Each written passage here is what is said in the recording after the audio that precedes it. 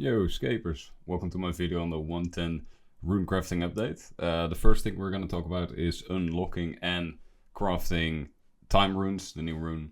Then we'll talk about the new method of actually imbuing magic staves, and then we'll talk about how you unlock the new best in slot runecrafting pouch.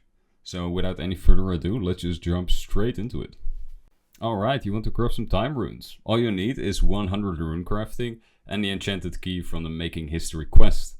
Make your way over to the altar, which is found in the northwestern section of Anachronia.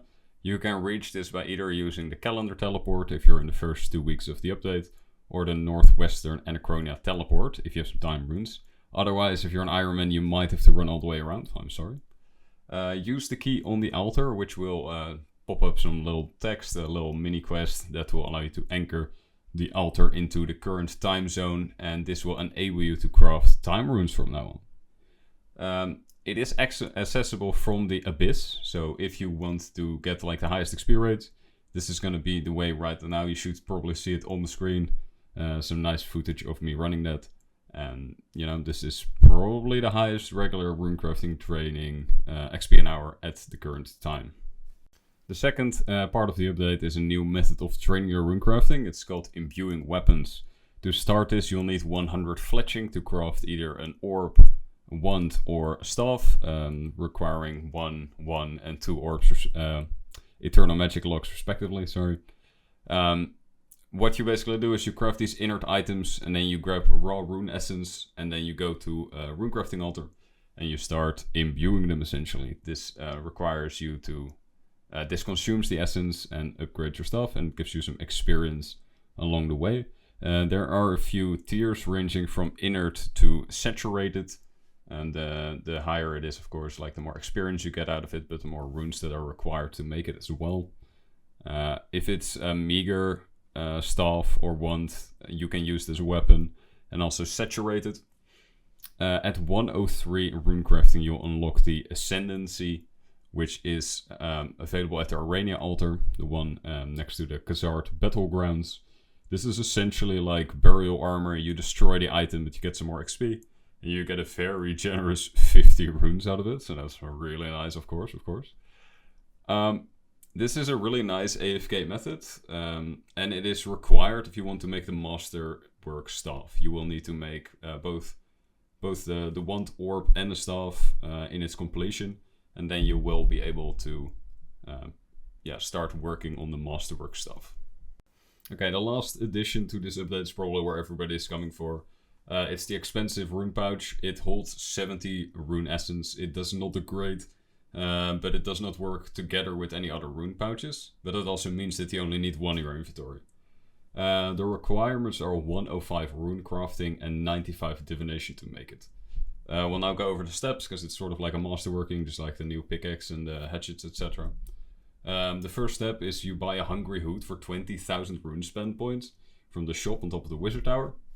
Then you need to feed it all the other pouches. I would recommend not doing it right off the rip, because you'll need them for some other steps, so just bank it for now. The next step is, which we're gonna ignore, give me a second. Then we make the shielded pouch exterior, so I'm reading this off the wiki. You could have done it yourself, but you're watching a video, man, I'm just saying. To make the exterior, first you need a sign of runic protection. This is where you need the divination level for. Because you need 2500 incandescent energy, and you transmute that into a runic protection sign.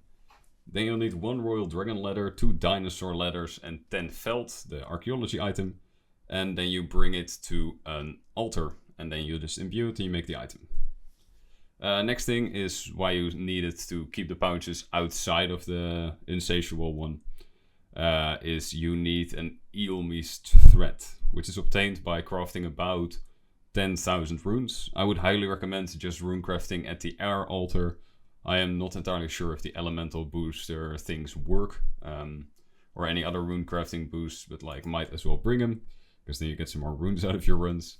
After you have done 10,000 runes, you get Aomi's thread, which you combine with, with 100 magical thread in your inventory and Aomi's thread on a runecrafting altar once again.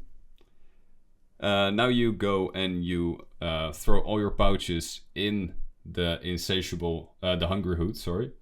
And then you feed it some talismans. It's between the 2 and 39. It's random. I would probably recommend using like waters or fires, like whatever you have a ton of laying around you don't need. Then you combine all of these on an altar, and then you'll have to do a very lovely rune doku, which is horrible. I would highly recommend just using like a solver on the internet, or if you're a puzzler, have fun, my man. Once that is finished, you get a bottomless expensive pouch, which you will just have to fill by mining any rune essence in a rune essence mine. And then eventually it will say that it's done, and you're welcome. Now you have your completed expensive pouch, and you're ready to runecraft. Thank you very much for watching. I always really appreciate it. Don't forget to follow, drop a comment, whatever, do everything.